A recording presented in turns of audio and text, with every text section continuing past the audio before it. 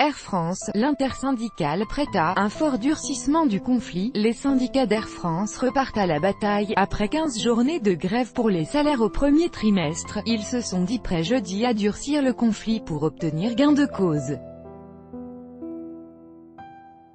Ils fustigent l'immobilisme de la direction, en l'absence du nouveau patron d'Air France KLM, Ben Smith, attendu fin septembre. L'attitude totalement irresponsable des dirigeants d'Air France amène les organisations syndicales à conclure que seul un fort durcissement du conflit est susceptible de forcer ces dirigeants à y mettre définitivement un terme, écrivent dans un communiqué commun les syndicats CGT, EFO, Sud, SNPNC, UNSA-PNC, CFTC, SNGAF, SNPL et Alter. L'intersyndicale rendra publiques sous peu les actions qu'elle proposera à l'ensemble du corps social de la compagnie Air France pour rattraper et mettre fin définitivement au blocage des salaires. Poursuit le texte, ça fait 4 mois qu'on n'a pas fait grève, qu'on attend d'être juin pour négocier. Mais il y a eu zéro prise de contact de la direction, a déploré Françoise Redolfi, UNSA-PNC, interrogée par l'AFP en marge d'un comité central d'entreprise de la compagnie aérienne. Il joue la montre, a-t-elle commenté, regrettant l'absence à cette réunion du nouveau directeur général du groupe, Ben Smith, nommé le 16 août et qui doit prendre ses fonctions d'ici le 30 septembre. L'annonce faite le 16 août dernier de l'arrivée de M.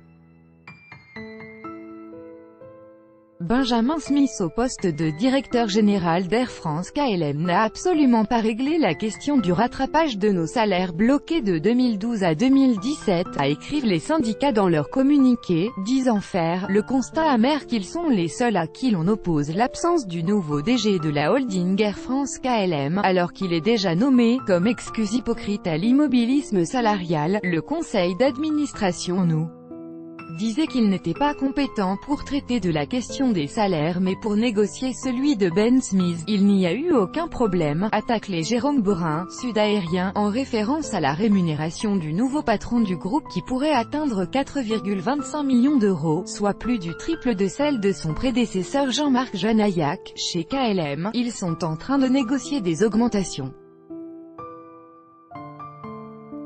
Pourquoi ce n'est pas possible chez Air France, s'est interrogé Laurent Legal, CFTC. Nouveau rendez-vous. Une nouvelle intersyndicale doit se réunir le 7 septembre pour déterminer les modalités d'action, a-t-il indiqué, notant cependant une réponse intéressante de la direction au cours du comité central. Ils nous ont fait savoir que le conseil d'administration donnera pour mission à Benjamin Smith de traiter la question salariale et d'aller peut-être plus loin dans la redistribution des salaires, en se penchant sur la répartition entre investissement et rémunération du personnel. Les syndicats réclament un rattrapage général de 5,1% des salaires correspondant à l'inflation 2012 à 2017. Fin juillet, l'intersyndicale avait annoncé qu'avec ou sans PDG pour succéder à Jean-Marc Janaillac, qui avait démissionné en mai, le conflit pour les salaires reprendrait en septembre.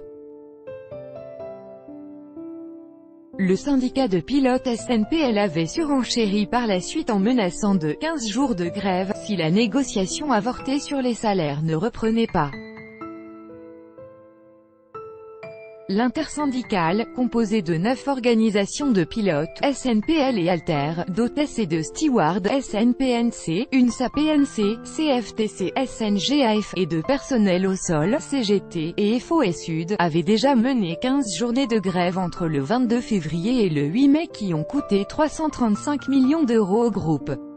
Le titre Air France KLM s'enfonçait dans le rouge à la bourse de Paris jeudi à la mi-journée.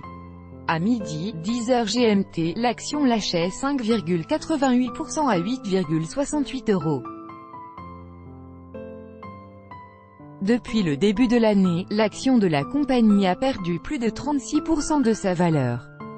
Tout droit de reproduction et de représentation réservé, copyright 2018, Agence France Presse.